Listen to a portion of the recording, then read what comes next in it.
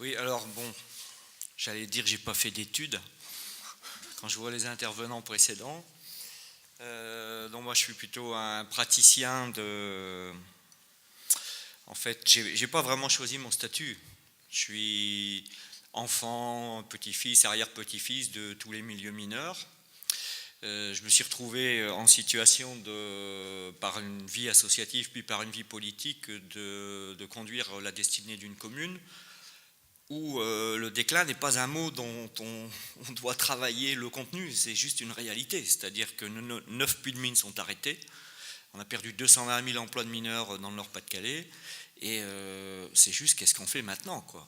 Et donc, l'immense différence qu'on a avec beaucoup d'acteurs, c'est qu'on a l'épée dans les reins. Et qu'on peut se poser beaucoup de questions, mais il faut surtout faire. Alors après, ce que je vais vous raconter en 15 minutes, c'est un récit d'une transformation sur lequel ensuite on essaye de faire des analyses, parce qu'en en fait vous allez voir que cette affaire-là c'est construite, c'est le chemin qui est intéressant, la vision elle apparaît au cours du chemin, mais tout ça c'est du baratin, parce que vaut mieux passer à l'action. Si j'y arrive... Voilà. Bon, le bassin minier, on passe, je vais gagner du temps, j'ai compris que c'était très strict sur les horaires, donc voilà. Los Angeles, c'est 9 puits de mine, les sols ont baissé de 15 mètres avec les affaissements miniers, c'est des taux de chômage, c'est 100 mg de nitrate dans l'eau, c'est plus de nature, enfin bon, voilà. On a été pressé comme un citron par l'activité charbonnière qui a créé des richesses, mais les richesses sont parties.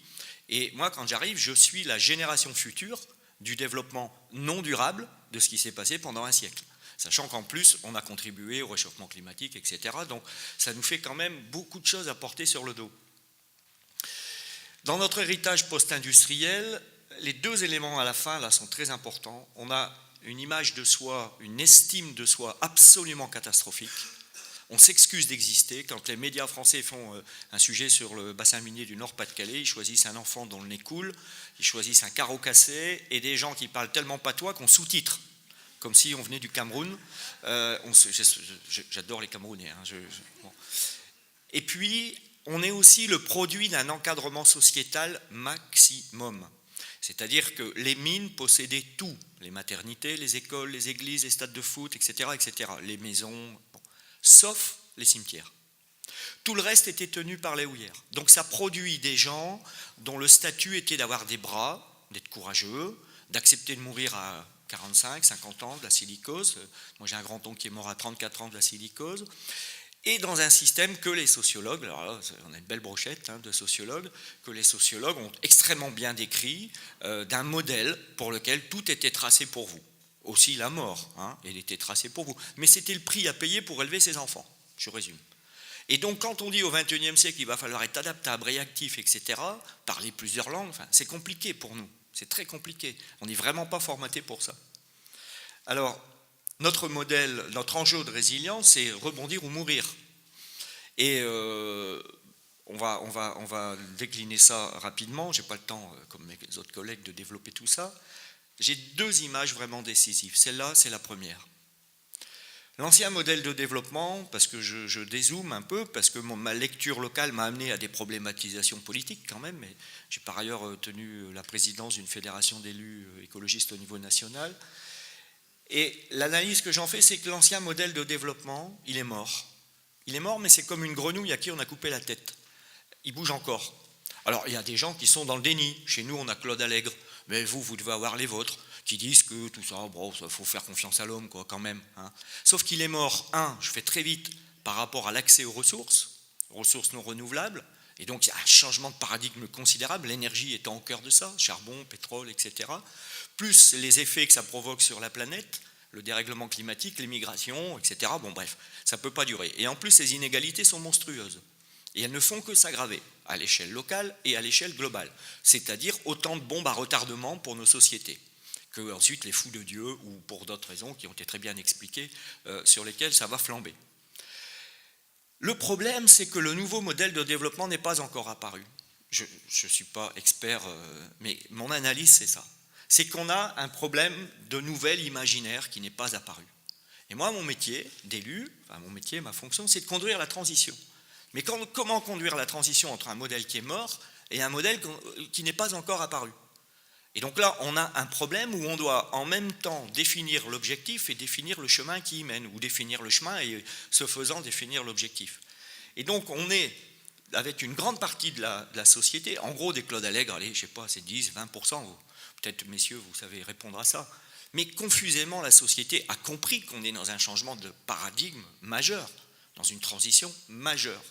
Le problème, c'est que cette société qui est prête à bouger, qui a envie, il y a du brouillard, parce que ce nouveau modèle n'est pas encore apparu.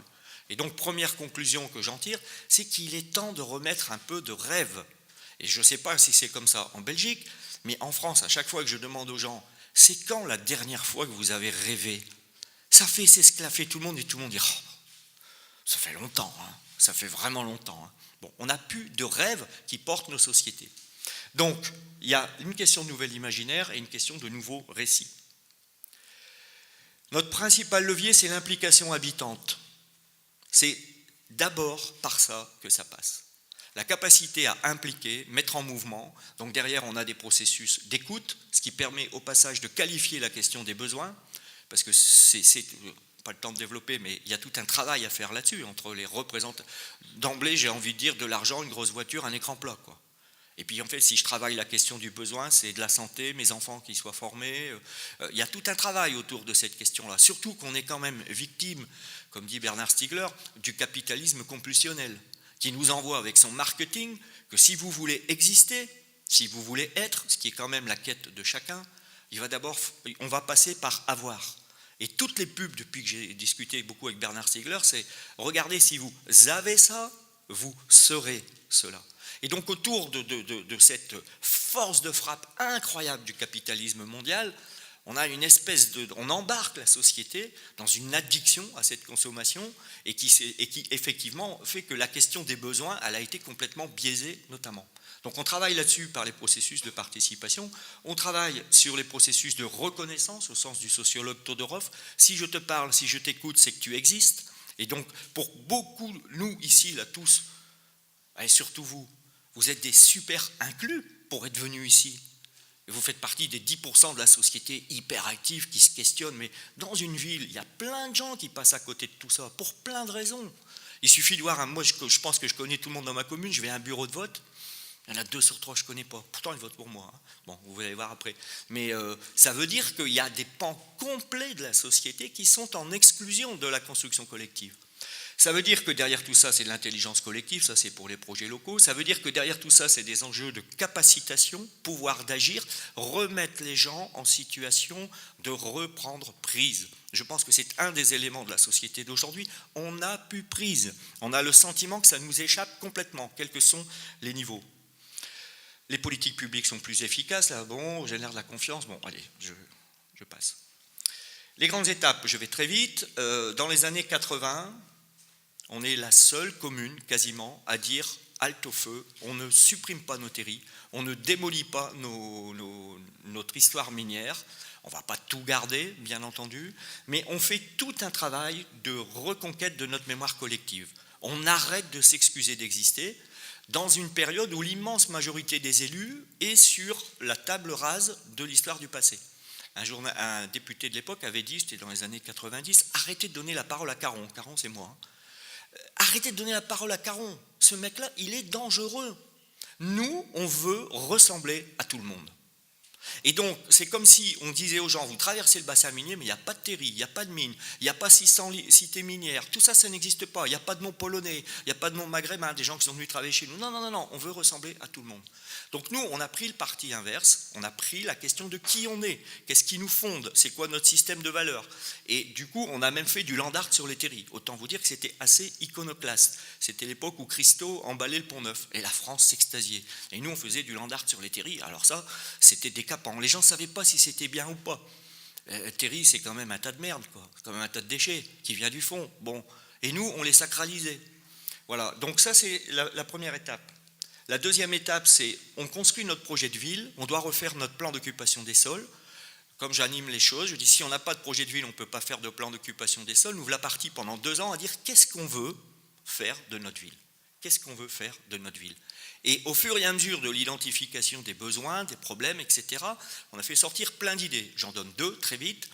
La première, c'est l'eau est la plus pourrie de France et en plus la plus chère. Il va peut-être être temps de mettre en place des mesures et aujourd'hui, tous nos bâtiments sont équipés de récupération d'eau. On ne consomme plus d'eau potable pour les usages de la ville depuis 15 ans. La deuxième, c'était la construction était pathétique, vu qu'on avait le charbon gratuit, donc ça fuyait de partout, les souris rentrent sous les portes, enfin dans les maisons des mines, c'était comme ça, on n'investissait pas dans le bâti, vu que de toute façon, on chauffait comme on voulait. Sauf que comme le charbon est parti, il faut payer. Et là, il faut payer très cher. Et donc, on fait l'éco-construction, l'éco-réhabilitation thermique comme un axe majeur. Voilà, deux exemples pour dire qu'au cours de ce diagnostic, regard d'experts, d'habitants, etc., se construit un projet. Dans les années 2000, on généralise le développement durable, donc changement d'organigramme, de DGS, mise en place de processus de coopération, de transversalité, je n'ai pas le temps de développer. Et en 2008, on fait 82,1% des voix. C'est très intéressant. Sur le plan narcissique, évidemment, c'est très agréable. Mais ce qui est très intéressant, c'est que le virgule 1 est important parce que c'est le plus gros score du Nord-Pas-de-Calais. Comment est-il possible qu'un écolo, chez les gueules noires, fasse 82,1%? C'est juste une erreur de l'histoire, quoi. C'est pas possible. Normalement, les milieux mineurs et tout, enfin, ils sont pas futés, ils sont pas qualifiés, ils sont pas bac plus 5, enfin, c'est pas possible, quoi. C'est pas la sociologie.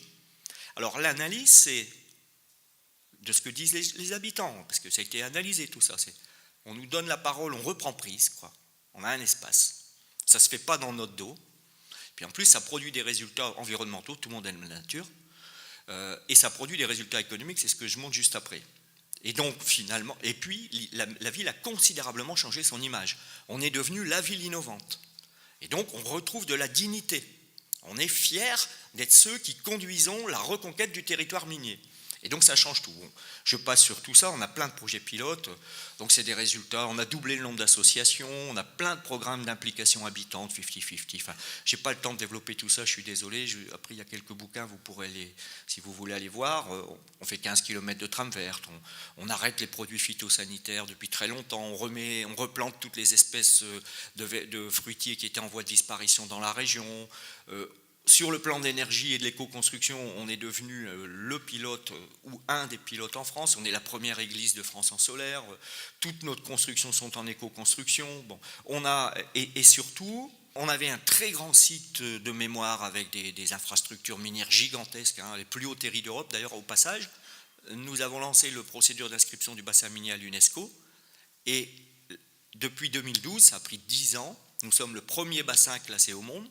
Les Belges ont classé des monuments, hein, des sites, mais pas des bassins. Nous, ce que nous avons réussi à faire classer, c'est l'histoire de l'alchimie entre une activité économique, un territoire et des habitants. C'est donc l'aventure du bassin minier, ce qui a considérablement redonné également de la dignité. Et donc, à partir d'une approche héritage-culture, premiers investissements publics sur la reconquête, parce qu'on avait développé plein d'expérimentations dans la ville sur les éco-activités, on a vu arriver et on a réussi à développer plein d'outils au point que nous avons le seul pôle de compétitivité de France sur l'économie circulaire. Nous avons des clusters sur l'éco-construction. Nous avons le groupe Eiffage qui vient s'installer à Los Angeles. Eiffage, au départ, ce n'est pas vraiment mes copains. Quoique, je vois qu'il y a un monsieur qui se débat, peut-être il vient de Eiffage. C'est vous? Non, c'est vous, monsieur, vous dites bon. Voilà, mais je veux dire, moi je travaille avec Bouygues, je travaille avec tous ces gens-là. Pourtant, a priori, un écolo, il a du persil dans les oreilles, il fume du shit et il est là-bas dans le coin. Bon, et les autres, ils ont une cravate, ils sont bien sapés, quoi. Ben, on bosse ensemble, on arrive. Pourquoi? Parce que Bouygues, ça l'intéresse de bosser avec nous la question de l'éco-réhabilitation, et moi, ça m'intéresse de bosser avec eux pour que le bâti, il change. Et donc, on a plein de nouvelles alliances, décalées. Et donc, on a un secteur économique qui est maintenant très puissant, avec un incubateur d'éco-entreprises, avec une centrale solaire qui teste toutes les technologies solaires qui sortent, etc. Je vais donc terminer, pour rester dans mon thème, puisque ça, je ne peux pas le montrer, par cette image, qui est la deuxième image importante. C'est le code source de Los Angeles, l'ADN, qu'on a essayé de travailler parce qu'on a un comité scientifique, on a des chercheurs, on a beaucoup de thèses qui ont été faites sur la ville. Actuellement, on a une thèse sur l'énergie, on a une thèse sur la capacitation citoyenne et le pouvoir d'agir. Tout en bas, un socle de valeurs. Et en gros, moi, c'est un peu mon talisman contre le déclinisme, puisque c'est quand même ça le sujet. Hein. Comment on peut redonner de l'espoir et dire on reprend prise, quoi. Tout en bas, notre socle de valeurs. On ne va pas commencer à s'excuser de tout ce qui nous a fondés. la solidarité, le courage, le sens de la fête. Et tout ça, c'est nous. Mais comme dans le bassin minier, d'ailleurs, de Wallonie, hein, on a les mêmes systèmes de valeurs. Et donc, on le revendique. Et c'est ça qui nous permet d'affronter l'avenir. Parce que on retrouve de l'estime de soi grâce à la reconnaissance de tout ça.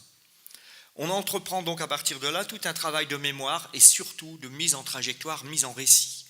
Je pense qu'un des plus puissants outils de transformation, c'est le storytelling. C'est de raconter une histoire.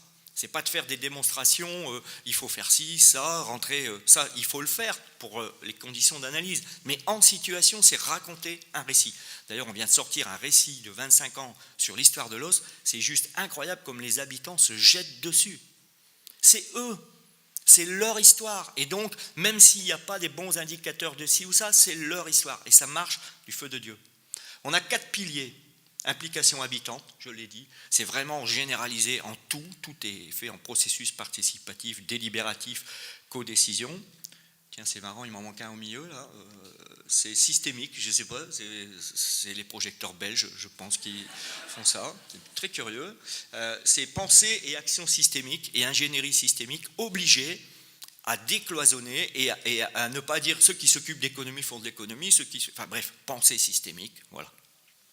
Troisièmement, ça j'y tiens beaucoup parce que ça renvoie à ce qu'ont dit mes collègues. Moi je théorise l'étoile et les petits cailloux blancs. On a besoin d'une étoile qui nous fait rêver, qui nous met l'énergie de la transformation. Mais si l'étoile nous fait rêver et qu'on la regarde et qu'on ne peut pas y aller, alors on est dans la sidération. On la regarde mais ce n'est pas pour nous. Et donc il faut des petits cailloux blancs qui mènent à l'étoile.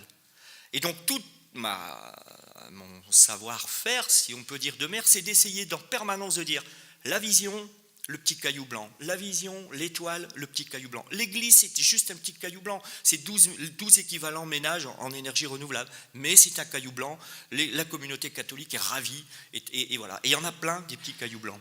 Et puis le dernier paramètre, c'est oser innover. Une innovation, c'est une désobéissance qui a réussi.